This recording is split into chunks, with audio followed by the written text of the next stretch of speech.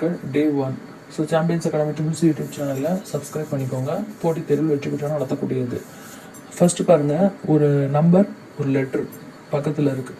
So அப்படி இருந்துச்சு, இந்த மாதிரி சுருக்குதலில் கொடுத்துட்டாங்கன்னா அந்த லெட்டருக்கு பதிலாக நீங்கள் 2ன்னு வச்சுக்கணும்.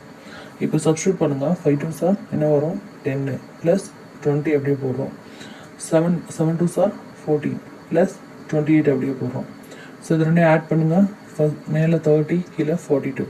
ஓகே, 30/42 தான் நம்மளுக்கு ஃபைனல் அப்படின்னு நினச்சோம். ஆனால் 30/42 உங்களால் சுருக்க முடியும் அப்படின்னா சுருக்கிக்கணும்.